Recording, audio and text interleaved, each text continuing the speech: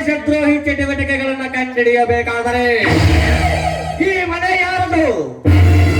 ಈ ಮನೆಯಲ್ಲಿ ಯಾರಿದ್ದಾರೆ? ಈ ಮನೆ ಯಾಕಿದೆ? ಈ ಮನೆಯಲ್ಲಿ ನಡೆಯುವ ಅನ್ಯಾಯಗಳೇನು?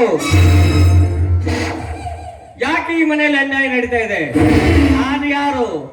ಯಾಕೆ ಸೀರೆ ಮಾಡ್ತಾ ಇದ್ದೇನೆ? ಯಾಕೆ ಸಂಗೀತ ಹೇಳ್ತಾ ಇದ್ದೀನಿ ಅನ್ನೋದನ್ನ ನಿಮಗೆ ತಿಳಿಸ್ಬೇಕು ಅಂದ್ರೆ ಈ ಸತ್ಯವನ್ನ ನಾನು ಬಯಲಿಗೆಳಲೇಬೇಕು. ಹಾಗಾದರೆ ಈ ಮನೆಯಲ್ಲಿ ನಾನು ಮೈಕ್ರೋಫೋನ್ ಫಿಕ್ಸ್ ಮಾಡಿ ಹೋದಾಗಲೇ ಮತ್ತೆ ನಿಮಗೆ ತಿಳಿಯುವುದು. ಅಲ್ಲಿವರೆಗೂ ಈ ಗೋಪಾಲನ ಕರಾಮತ್ತನ್ನ ನೋಡಬೇಕಾದರೆ ಇನ್ನು ಕಾಯಲೇಬೇಕು.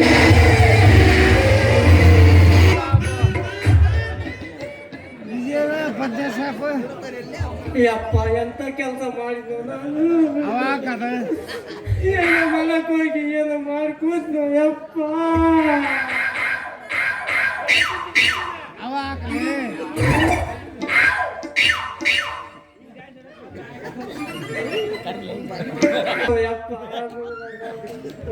ಯಾಕೋ ಅಳ್ತಾ ಇದೀಯ? ಏನಾಯ್ತು ನಿನಗೆ?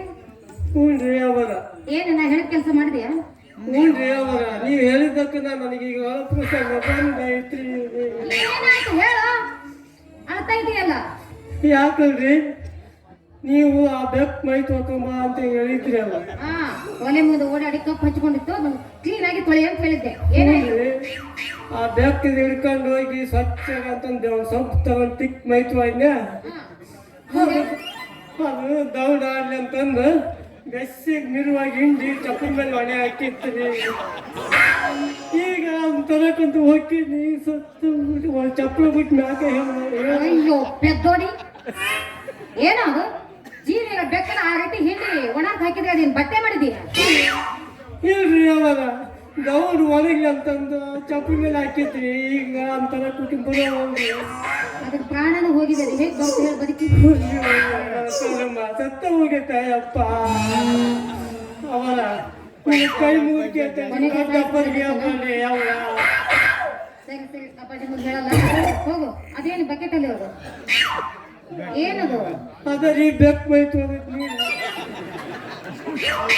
ಅದನ್ನ ಇಲ್ಲೇ ಚಲ್ತೀಯ ಅಥವಾ ಹೊರಗಡೆ ಚಲ್ತೀಯ? ತಲೆ ಮೇಲೆ ಚಲು. ಮತ್ತೆ ಒಳಗೆ ತಗೊಂಡು ಹೋಗ್ತಾ ಇದೆಯಾ? ಹೊರಗೆ ಚಲ್ಲ. ಏನ್ರಿ ಅವನು ಒಳಗಡೆ ತಗೊಂಡು ಹೋಗ್ತಾ ಇದೆಯಲ್ಲೋ, ತೊಳೆದದ್ ನೀವನ್ನ ಹೊರಗಡೆ ಚಲು. ಚಲ್ ಇವ್ರ ಮೇಲೆ ಸ್ವಲ್ಪ ಚಳಿ ಹೋಗ್ಲಿ. ಚಲು ತಗೊಂಡು